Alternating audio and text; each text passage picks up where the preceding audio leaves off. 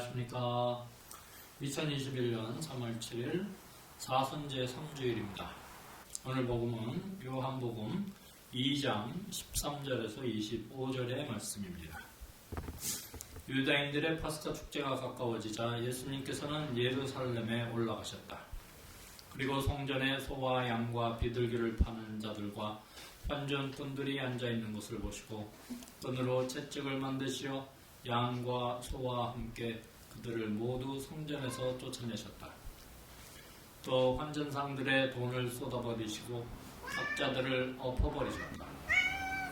비둘기를 파는 자들에게는 이것들을 여기에서 치워라. 내 아버지의 집을 장사하는 집으로 만들지 마라 하고 이르셨다. 그러자 제자들은 당신 집에 대한 열정이 저를 집어삼킬 것입니다 라고 성경에 기록된 말씀이 생각났다. 그때 유다인들이 예수님께 당신이 이런 일을 해도 된다는 무슨 표징을 보여줄 수 있어 하고 말하였다. 그러자 예수님께서 그들에게 대답하셨다. 이 성전을 허물어라.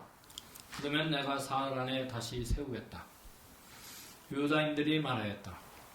이 성전을 46해나 걸려 지었는데 당신이 사흘 안에 다시 세우겠다는 말이오. 그러나 그분께서 성전이라고 하신 것은 당신 몸을 두고 하신 말씀이었다.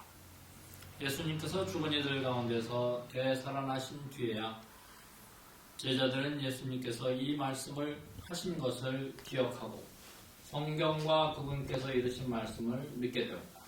파스카 축제 때 예수님께서 예루살렘에 계시는 동안 많은 사람이 그분께서 일으키신 표징들을 보고 그분의 이름을 믿었다. 그러나 예수님께서는 그들을 신뢰하지 않으셨다. 그분께서 모든 사람을 다 알고 계셨기 때문이다. 그분께는 사람에 관하여 누가 증언해 드릴 필요가 없었다. 사실 예수님께서는 사람 속에 들어있는 것까지 알고 계셨다. 주님의 말씀입니다. 네, 오늘 이 복음 말씀을 이렇게 보면 사복음서 중에 가장 늦게 쓰여진 이 요한복음의 그 특징을 좀 알 수 있어요. 90년대쯤에 쓰여졌다고 하는데 그때는 이미 신학적으로 모든 정립이 끝난 상태이기 때문에 이 복음 내용을 보면 뭔가 인위적으로 이렇게 만들어낸 그런 내용들이 좀 들어가 있어요. 예를 들면 오늘 같은 이 복음에는 그 성전을 허물어라. 내가 사흘 안에 지을 것이다. 그래서 사람들이 이제 이해를 못 하잖아요. 46해 동안 지은 성전을 어떻게 사흘 만에 짓느냐. 이렇게 따지니까 그것에 대해서 해석을 덧붙입니다. 이 사흘 만에 새로 짓는다라는 의미는 사실은 예수님의 몸을 두고 한 얘기다. 사흘 만에 예수님께서 부활하시잖아요. 부활에 대한 예고라고 할 수 있습니다. 이렇게 나중에 쓰여졌기 때문에 무언가 이 복음사가들의 해석이 들어가 있다라는 겁니다. 그래서 그 이제 제일 나중에 쓰여진 복음의 특징을 이렇게 보여주고 있다라는 것이고요. 오늘 주목할 것은 뭐냐면 성전에서 장사하는 사람들, 환전상들. 그러니까 소와 양과 비둘기를 파는 사람들을 다 내쫓으시는 거죠. 환전상도. 그러니까 이 성전이 이제 시장판이 된 겁니다. 상업주의. 종교에 이제 상업주의가 들어온 거죠. 글쎄요. 이런 것들을 보면 분명한 것은 우리 현대에도 종교에 많은 그런 상업주의가 이미 들어와 있다라는 겁니다. 예를 들면 종교의 그 상업화로 인해서 이제 종교가 많이 하락하고 있다라는 증거죠. 뭐 아시는 분들은 아시겠지만 지난 그 이명박근혜 정권 때에 그 불교, 조계종, 우리나라의 그 불교의 가장 큰 종단이죠. 조계종의 많은 그 고위직 그 스님들이 무슨 뭐 억대 도박을 한다든가 은처자를 둔다든가 정권에 불붙어서 정권에 맞는 그런 여러 가지 것들을 행한다든가 이런 굉장히 많은 타락상을 보여줬다. 그것으로 대가로 뭐 정부에서 무슨 뭐 템플스테이에 관한 무슨 예산을 받는다든가 뭐 이런 등등의 거래를 하는 상업지가 있어요. 또 개신교 측면에서는 뭐 많은 국민들이 다 아시겠지만 이미 물론 전체는 아니죠. 개신교의 전체가 그렇다는 건 아니고 일부 목사들의 행태 또 대형 교회들의 무슨 세습이나 뭐 이런 여러 가지의 그 불미스러운 일들을 벌입니다. 네, 그 안에는 다 이 금권에 대한 욕심들 이런 것입니다. 그러니까 시장 바닥이 된 거죠. 네, 결탁을 하고 또 최근에는 뭐 코로나 시절인데도 불구하고 사랑을 외치면서 이웃들을 사랑해야 되는 사람들이 나와서 코로나를 대형으로 전파시키고 뭐 이런 등등의 정권과 결탁된 모습들을 보여준다.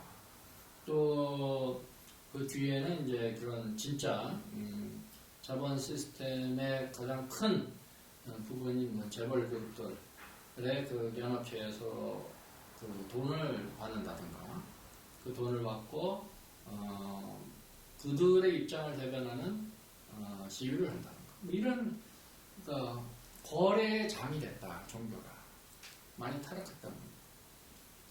물론 카톨릭 교회 안에서도 완전히 깨끗하다 이렇게 할 수는 없지만 상대적으로 그리고 우리 교회는 많은 경우 아직은 덜 때가 탔다 이렇게 얘기도 할 수 있지만 또 실체를 알고 보면 알게 모르게 또 거래가 있을 수 있다라는 겁니다.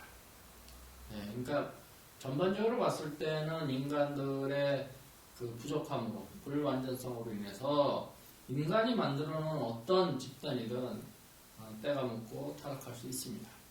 네, 그럼에도 불구하고 노골적으로 이렇게 상업주의가 판치는 세상이 되면 안 된다. 그러니까 이 세속의 논리가 종교에까지 들어와서 종교를 타락시키고 그거 더 나쁘죠. 네, 어떻게 보면. 왜냐하면 종교라는 것은 종교의 어떤 교리도 뭐 사람 잘못되라고 하는 교리가 있겠습니까? 예. 그 어떤 교리라도 사람이 행복하고 진실되게 착하게 잘 살라고 가르치고 또 그 어떤 종교 집단을 운영을 하는 건데 겉으로는 그러면서 속 내용으로는 이렇게 많이 타락을 한다는 것은 뭐 예를 들면 대놓고 장사를 하는 것은 어쩔 수 없이 자본주의 시스템에서 장사를 한다. 그래서 거기서 먹고 산다. 뭐 이게 참 투명하지 않아요? 예. 근데 우리는 비영리 집단이야 하면서 영리를 추구한다면 이거 더 나쁜 거죠. 어찌됐든 그러한 이 아사리판 서로 뺏고 빼앗기는 아사리판 이 아사리라는 말은 순 우리말입니다. 네, 서로 뺏고 빼앗기는 그 형상을 이야기하는 거고 이 경쟁 시스템 안에서 자본주의 상업주의 안에는 그 아사리판이 있는 겁니다. 원래 네, 경쟁이 있기 때문에 어찌됐든 그런 아사리판이 된 성전을 보시면서 분노하는 예수님을 볼 수 있습니다. 의분이라고 할 수 있죠. 뭐 의로운 분노다 이렇게 할 수 있는데 이것을 현대적인 시각으로 본다면 아주 그 금권을 앞세워서 자본을 중심으로 이끌어 나가는 어떤 이익 집단에 대항하는 예수님의 모습을 볼 수 있다라는 것입니다. 여러분들 뭐 최근 뉴스 보면 계속 무슨 저 택배 그 기업들 그 플랫폼 기업이죠. 그냥 자본을 우선으로 해서 시간당 몇 개를 택배를 하느냐는 것을 평가를 해서 사람을 마치 더 거기에 끼워 맞추는 공장의 부속품처럼, 그러니까 사람이 중심이 아니라 자본이 중심이 되는, 돈이 중심이 되는 그런 기업 행태 때문에 많은 사람들이 과로사를 하고 있지 않습니까? 과로사뿐만 아니라 또 위험한 공장이나 무슨 뭐 석탄을 운반하는 컨베이어 벨트에 끼워서 사람이 죽고 노동자들이 죽고. 근데 그걸 한 번 죽을 때 이렇게 해서 죽었구나, 이렇게 안전장치가 없구나 라는 것을 지적하고 차후에 이런 똑같은 일이 일어나지 않도록 대책을 세운다라고 하면서 그렇게 이야기를 하고 약속을 해놓고 또 똑같은 일이 일어나서 또 가천 현장에서 또 노동자들이 힘없이 죽어가는 그런 현상이 지금 우리 사회에 비일비재하다라는 겁니다. 또 아직도 우리나라가 자살률 거의 1위, 2위를 다투고 있죠. 왜 자살을 할까요? 이 세상이 살 수 없는 세상이다. 혹은 자살로 몰아가는 겁니다. 사회적 타살이죠. 더 이상 그 개개인이 살 수 없는 막다른 골목으로 밀어붙이는 이 세상. 그래서 아직도 우리 민주 정권이 들어섰지만 아직도 이 사회 곳곳에서는 그 적폐의 뿌리들이 그대로 존속하고 있다. 인간을 인간 대접하지 않고 오로지 돈, 오로지 자본의 중심을 둔 그런 경영을 한다든가 갑질을 한다든가 아직도 그런 일들이 비일비재에 일어나고 있는 것은 우리 사회가 아직도 그만큼 후진적이다라는 것을 알 수 있습니다.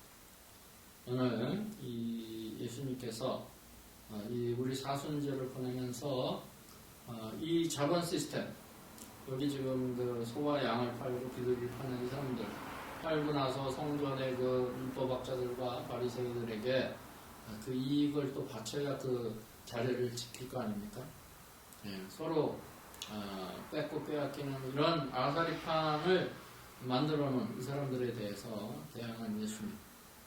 우리 신앙인들도 이 사순절을 지내면서 분명한 것은 이러한 아사리판에서 인간을 인간으로 보고 정말 인간 중심적인 인간을 인간답게 대우하는 그런 사회가 될 수 있도록 기도하고 노력해야 한다는 것입니다.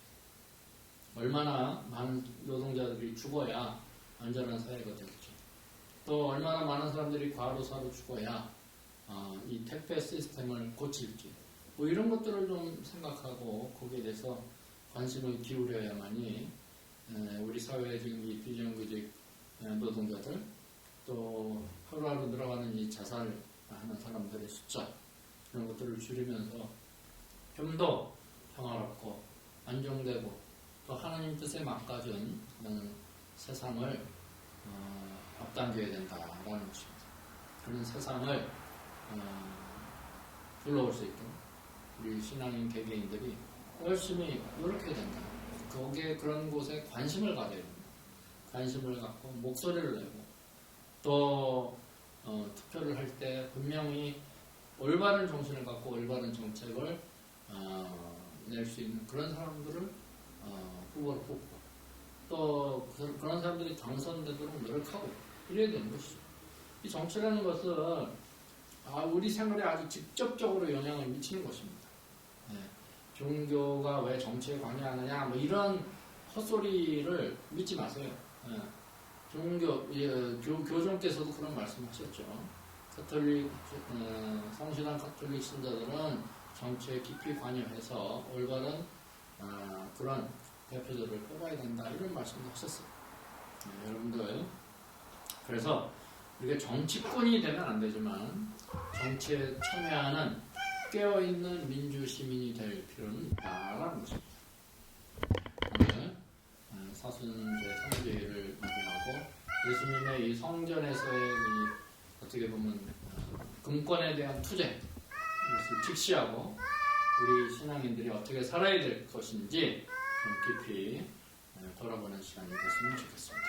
고맙습니다.